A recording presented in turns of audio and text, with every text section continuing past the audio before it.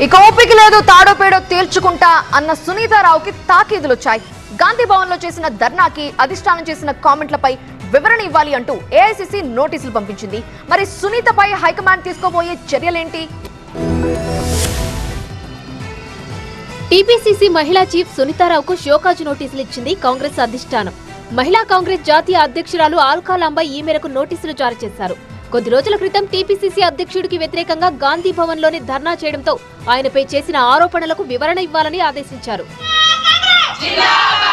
Party ప్రభుత్వ nominated పదవుల్లో తమకు న్యాయం చేయాలని డిమాండ్ చేస్తూ ఇటీవల సునీతారావు ఆధ్వర్యంలో మహిళా నేతలు గాంధీ భవన్ లోని పీసీసీ అధ్యక్షుడు మహేష్ కుమార్ గౌడ్ ఛాంబర్ ముందు బైఠాయించి నిరసన తెలిపారు. ఎన్నికల సమయంలో మహిళా కాంగ్రెస్ తీవ్రంగా శ్రమించిందని, ప్రభుత్వం ఏర్పడి ఏడాదిన్నర కావస్తున్న పార్టీ ప్రభుత్వ నామినేటెడ్ పదవుల విషయంలో మహిళా కాంగ్రెస్ కు అన్యాయం జరుగుతోందని ఆమె అన్నారు. పార్టీ పదవుల గురించి పీసీసీ అధ్యక్షుడు మహేష్ కుమార్ గౌడ్ ను ఎన్నిసార్లు కలిసినా సీఎంను కలవండి అని చెబుతున్నారని సునీతారావు విమర్శలు చేశారు.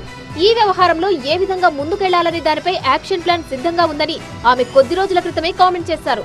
దీంతో ఈ వ్యవహారంపై సునీతారావు సైలెంట్ గా రిప్లై ఇస్తారా లేక రాజకీయంగా రచ్చ చేస్తారా అన్నది ఉత్కంఠగా మారింది.